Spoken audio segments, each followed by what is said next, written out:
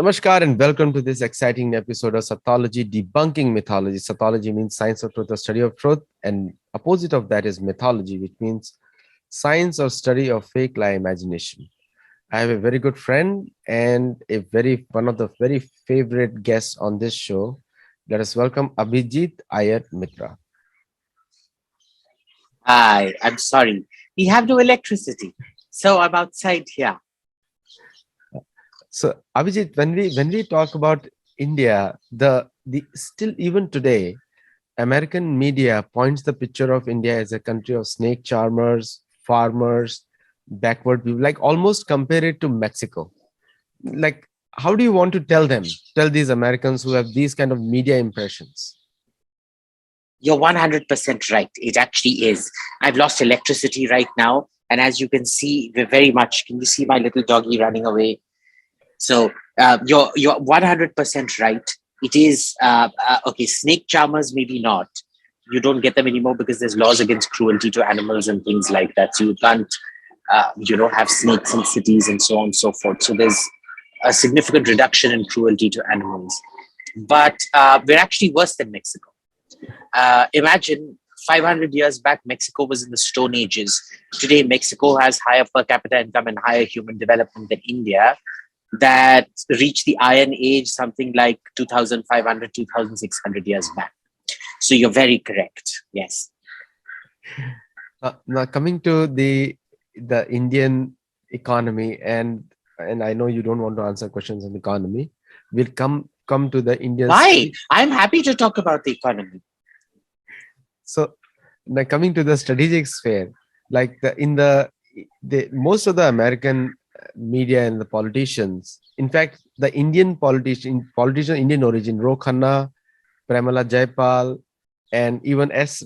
Krishnamurthy, they all say they want to dissociate from India for its neutral stance on the Ukraine Russian or NATO Russian war. What do you have to say to them? Go ahead, do it. I mean, it's not like we're living on anybody's charity or anything like that. But here's the thing that gets me about these clowns. There's nothing worse than the kind of radioactive trash that India exports. I think our export of humans like Pramila Jayapal and Ro Khanna is the equivalent of France exporting its nuclear trash to other countries. It's a very good, healthy thing. I wish Ro Khanna and Pramila Jayapal upon all of you. I'm so glad my poor country doesn't have to deal with garbage like that. India has more of them, right? In India, you have. Alas, we have a significant export surplus of garbage like that. But if you want more like Ro and Pramila, we're happy to send them over. Just lower the H-1B thing. You'll see the number of Indians that come over on H-1Bs to America and generally start talking shit and being ultra woke because of their own inferiority complexes is so enormous. You should benefit. Since you like that kind of wokery so much, you should benefit more from it. Remember, India is the one country that has possibly a Guinness record on the number of times our own people have sold ourselves out. So if you want these kind of sellouts to come out to America and become people in positions of leadership like Kamala and Pramila and Ro, sure, please increase the number of H-1Bs. We desperately need to reduce garbage in this country. No, the recent USCIRF report by the State Department actually lambasted India on religious freedom and said that India is a country of particular concern now. And so these are all the leverages which the US State Department uses. I don't think USCIRF is any kind of leverage, because remember, if you look at their methodology, what do they go off? They go off newspaper reports. So even within the US government, they don't take these things particularly seriously. They're talking points at best. They're nothing more than talking points. Because what happens is Everybody understands that you have newspaper editors that are viciously against the government. You have newspapers that will pick up on it. The USCIRF will write reports based on those newspaper reports. Why? Because the left-wing media has a complete, it's like, judging Trump's presidency by MSNBC and CNN, and excluding all Fox News reports. So it's a lot like that. They understand that it's a sampling bias and things like that, including with the Press Freedom Index, right? Press freedom is a survey of what people think. It isn't based on any indices or any statistics or any rigorous analytical database or things like that. So the US government gets it just fine. Now, I can see beautiful birds chirping behind you. I think the people are loving your conversation right there. They're actually, those beautiful birds are actually in front of me here. So it's like, this is the view that I get. But yeah. Beautiful, beautiful view. So coming to the West was talking about, the American media was talking about that the NATO is more united than ever. But we see the reports that Hungary is against Finland and Turkey is against Finland joining NATO. And the European NATO is in danger, literally. So what do you see from an Indian perspective? Is the NATO getting more divided or more united? I do see NATO getting more united. I also see it getting a lot more dangerous. Because remember, since the collapse of the Soviet Union, it's never fought a defensive war. It's fought a lot of offensive wars. Okay, interfering in countries where it really shouldn't be interfering. So if anything, they're going to get even more aggressive. And the more aggressive they get, the more aggressive Russia is going to get. The more aggressive that Russia gets, the more American attention is going to be focused on Russia and less on China. And so the big winner in all of this is always going to be China. So if you look at from the, this is a question to you, I don't know. Do you think that the West has successfully able to keep Asia divided, even though Asia is the largest population center in the world? No, I don't think the West divides Asia. I think Asia divides Asia itself. Right? If we're so completely taken in by Western narratives of ourselves, is it really the West that's being the monkey master? Because do you accept then that you're the monkey? So, unfortunately, Asia is full of monkeys who essentially haven't been able to develop narratives of our own, who haven't been able to develop regional cooperation and regional bodies of our own. You look at ASEAN. ASEAN is in so much turmoil because of the economic disparities within ASEAN members, which China exploits to the core. Right. So what do? You have Singapore, which is one of the highest income countries in the whole world. And then you have Laos, which is one of the lowest. Right? You can't have a grouping like that just based on being one region and things like that.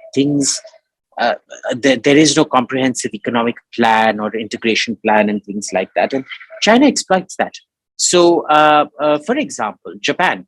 Why Japan has for most, till before Shinzo Abe, was almost invariably quite hostile to India.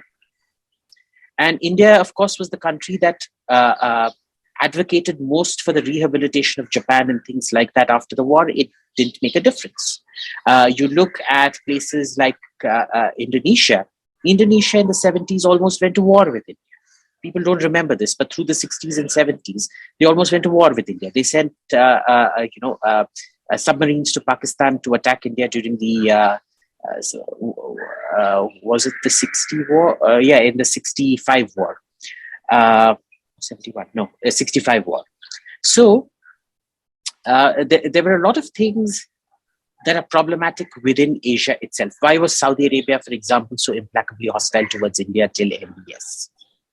So if we choose to be the victims of external constructs, that's our own problem. Even India, what is the need for unnecessary hostility towards America? We could have just shut up and minded our own business. Why did Nehru have to keep commenting on everything that America did? No. It's very easy to blame other people for our own worries without blaming ourselves. The reality is the West may be a monkey trainer, but Asia are a bunch of monkeys. So when we see the in the Indian recent defense purchases and defense tests, and also the statements coming out of various Indian armed forces chiefs, we see that the India is very well poised towards Atmanirbhar. They're making the best push they can, including canceling the 6 or additional rifles. They canceled that. So, do you think that No, the they canceled the rifles because those rifles were very badly tested. Somebody took a lot of money in testing them very badly. They never tested them with local ammunition. They never tested them in local conditions. So somebody obviously took a lot of money, but we're proceeding with Russian rifles. So you see that this Atmanirbhar isn't going anywhere. Train carriages, we were always told that we were self-reliant. Just today, we realized that almost 400 train carriages, parts for 400 train carriages, are going to be imported from China of all places. So remember, India is a third world country. Our manufacturing base is extremely low level. So there are companies like Triple S Defense, and they have been like regularly showing up their weapons and for testing. And recently, for the 155 millimeter large guns, also India, Indian. These are reports. I don't have direct information. So these are the reports where they accepted ATAGs. They've accepted Tata So remember, Cursaires. we have we have a lot of good companies, but those companies simply don't get good contracts. Right? There's a company that developed an entirely indigenous assault rifle based on an American variant, complete with all the metallurgy and everything. They lost out big time. Right? This is something that is deeply problematic in the Indian defense system, that it is still at its root corrupt to the core. It is corruption masquerading as incompetence. Because remember, corruption is a crime of commission. Incompetence is an error of omission. We have not criminalized errors of omission in India. Till you criminalize errors of omission, you will not have the kind of accountability and the actual courtship of Indian defense businesses like we should be having. See, if you look at the Lockheed Martin's products and other Western American products, what they do is that they never tell you the faults they have, or they never disclose the negative. No, that's not true. That's not true. These are conspiracy theories. That is not true.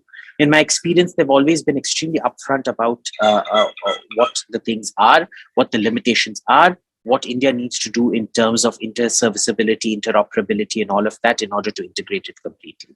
That we don't listen is a different matter. That we go complain about it to, once the inquiry comes on your head, you want to say, oh, but we were never told about this to somebody else. That's how things happen, but that's simply not true. So coming to one of the next questions on the economic front. So we all know that the West was very much worried about India buying Russian crude, and India cleared that out, that they buy less crude than most of the European partners are buying. Now, coming next to the level, next is the wheat diplomacy. The wheat, India has banned the export of wheat for protecting the domestic markets. So, what is the India's view of West's criticism on that matter? Well, honestly, we don't care about that criticism. Remember, our electorate is more important than the Western electorate. If Western governments want to lose elections because of inflation, congratulations to you. But our government is very clear, it is not going to lose elections because of inflation. So we're not going to allow that wheat prices to go up in India. We're going to keep it down with enforcing export controls if necessary. And do you think that more export bans will be coming from India in case there is a need for some other things like oils? Absolutely. Anything that we export, the moment inflation starts hitting, there will be automatic export bans that start off. And ultimately out here, you have to ask yourself, what is it about? Because till last month, India was saying we're ready to feed the world. Clearly, we're not, because our system of gauging our own agricultural production is so badly wrong. See, on one hand, it's politicians trying to protect themselves. On the other, it's also a case of how third rate and third world India's prediction mechanisms are.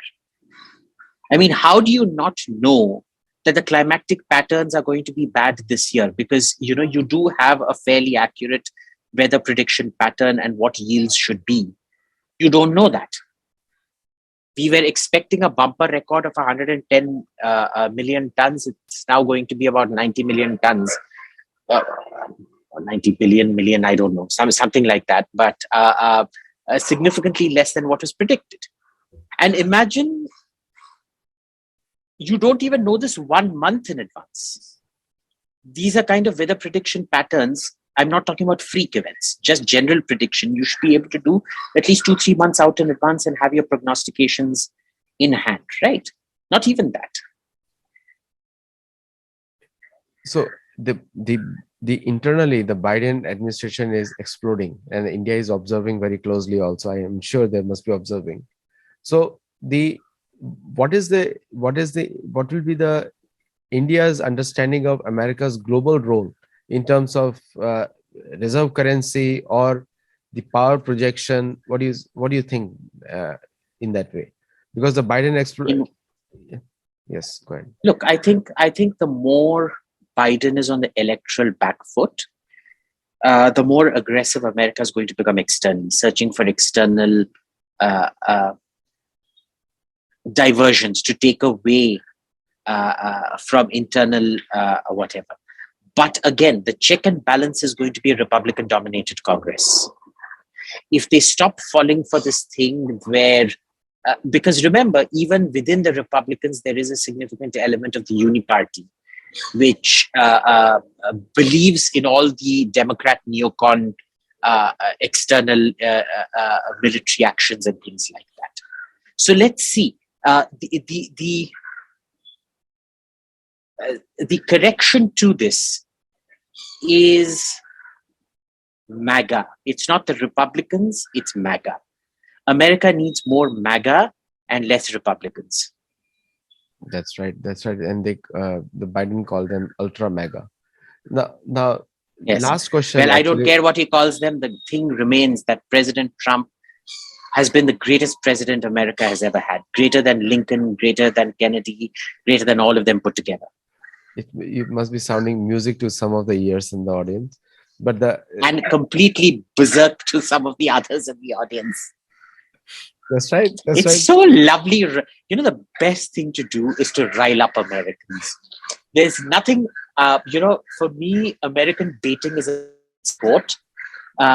Invariably, what I do when I go abroad to Europe or the Middle East or something like that is I fundamentally believe I create a trail of suicide bombers in my wake because I pretend to be an American and behave very obnoxiously out there. So I'll go up to places and be like, "Excuse me, sir, can you give us a discount? I'm American from America." And they'll be like, "No." And be like, "Gee, we gave you freedom and democracy and you can't even give us a discount." That's shocking. And they're all like, "Who the are these people?"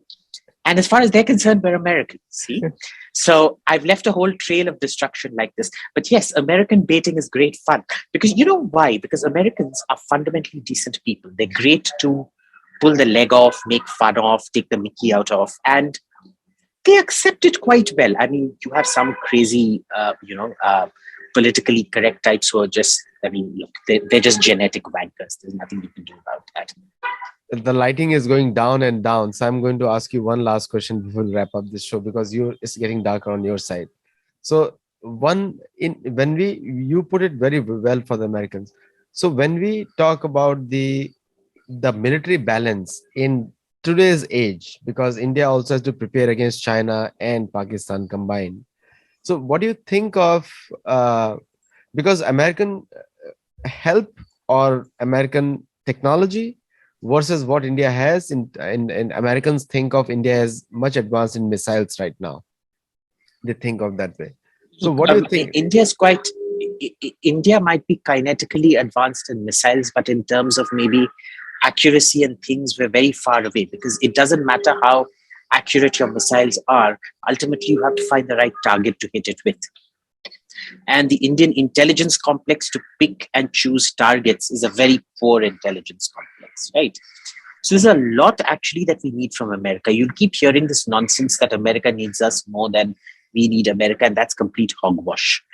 The fact is that India needs America much, much more than America needs India. But unfortunately, because of our own internal contradictions and uh, inadequacies, you'll just see it. You will see failure hidden under diffidence. You put it very well. The light on your road side is so dark now, so we cannot. It's going to come up. We'll ask. I have a lot of other questions, and audience have a lot of questions. We'll ask you again It's a in the next. metaphor. It's a metaphor for shining India. There is no shine. It's setting India. So thank you, Abhijit, for your time, and for the audience, do comment on the video. I know it's dark on his side, so but please comment. You can hear him very clearly. The voice was very clear, and thank you so much. And do comment on the video. Namaste. Ta-da!